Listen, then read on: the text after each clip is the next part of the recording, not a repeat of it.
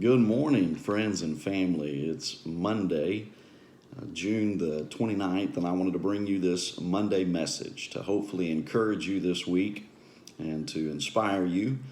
I got to thinking this morning about inheritances or estates. And for those of us who have lost a loved one and we have gone through the shock, the sorrow, the grief, there comes the unenviable task of going through their actual belongings, their clothing, their jewelry, anything that they owned, and deciding who gets what. This recently even came up in a conversation with family over lunch about who gets what.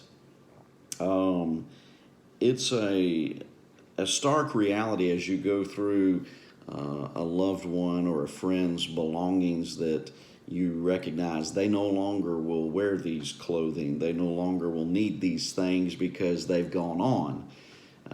It's something that will happen to all of us. Someone one day will be faced with the task of going through your belongings and deciding who gets what and what happens with all this. But it reminds me of what Paul wrote about in 2 Timothy chapter 4. In 2 Timothy chapter 4, where he says, "There is reserved for me in the future the crown of righteousness, which the Lord, the righteous judge, will give me on that day. And not only me," Paul said, "but to all those who have loved his appearing." So Paul is talking about an inheritance that he has promised from God himself, and a crown that he will be given, that he won't be worthy of wearing, that I believe we'll all toss down at the feet of Jesus. But a crown of righteousness given by the only one who is righteous.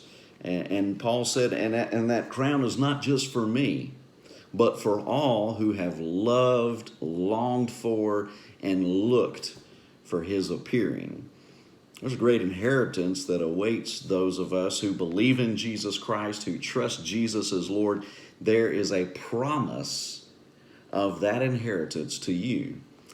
And it reminds me of the story or illustration long told about a widower and his son.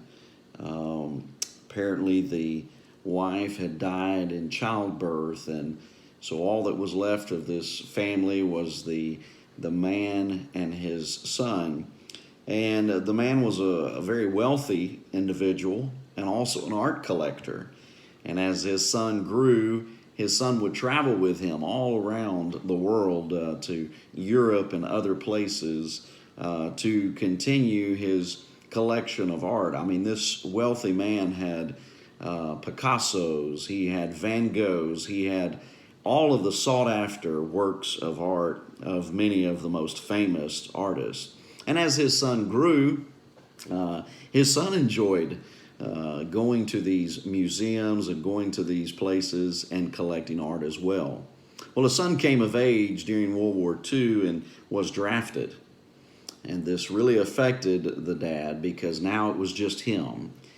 And unfortunately, during the dark days of World War II, there would be long periods of time where he did not hear from his son. And then one day, he had a visit from a chaplain and from an officer who informed the dad that his son, his only son, had been killed in battle. Now, as the story unfolded, his son died a hero because he saved the life of one of his fellow soldiers. But the grief and sorrow hit the father very hard, and he became somewhat of a recluse. One day, years after his son's death, there was a knock on the door, and he wasn't used to visitors because, after all, he had no family left. But he opened the door, and there stood a man that had obviously had some injuries, and the man introduced himself as the soldier that his son had saved his life. And so the dad invited him into the home and heard the story about how his own son was able to rescue his fellow soldier but died doing that. And the soldier told the story of the son's bravery and courage, and then said, I have made something for you that I'd like to give you before I leave. And he opened up his case, and there was a drawing, really a sketch, and a rough sketch at that, of the man's son. And the soldier explained that when he woke up in the hospital bed with all of these injuries, all he could see was the son's face. And he remembered the bravery of the son, and he remembered the son rescuing him and saving his life. And so he said, I'm no artist, but here is a sketch of your son. Oh, the father took it in his trembling hands, and with tears coming out of his eyes, he couldn't even express his thanks and gratitude enough. He loved the sketch, though it wasn't professional and though it wasn't anything to really write home about. It was a beautiful sketch to that father of his son, the hero. And so he took it with gratitude. Well, the soldier went on about his way, and years later the man became sick and died. And unfortunately, many people had been waiting for that day because they knew about his Picassos, they knew about his Van Goghs, they knew about all of his paintings and his massive art collection. And so they knew there would be an auction. And sure enough, there was an auction. The auctioneer set everything up, and the people came from miles around and gathered into this room for this man's sale of all of his collection. Well, interestingly enough, the very first thing that was auctioned off was that very rough sketch of the man's son. And people just kind of looked at one another and thought, what is this? And it was explained that this was a sketch, a drawing of the deceased son. And so the auctioneer very politely said, can I get $10? Can I get $10? And no one really said anything. In fact, people began getting antsy and complaining. Let's get on with the real art, the Picasso, the Van Gogh. That's what I'm here for. I'm not here for this sketch from this amateur soldier.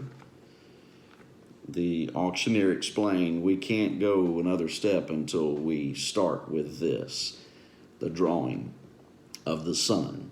And so sure enough, in the very back, an elderly gentleman raised his hand and said, I don't have much, but I have $10, and I knew the man that died, and I'll take the son. And so the auctioneer says, I've got 10. Will anyone give me 15? Will anyone give me 15? To silence. So he banged the gavel and said, sold for $10 to the elderly gentleman in the back. And then he banged his gavel again and says, this concludes the auction, to the gasp of many that were gathered. What do you mean it concludes? We haven't even started. And the auctioneer said, no, you don't understand. The explicit will of the Father said this, whoever takes the Son gets it all. Whoever takes the son gets it all. The elderly gentleman who only had $10 but took the son gets the Picasso, the Van Gogh, everything. This auction is over because the Father said, the one who gets my son gets it all. Wow. And of course, the application there is whoever receives Jesus, the Son, gets everything. So I hope that this encourages you, motivates you, and inspires you today. Stay focused, stay faithful. God bless you.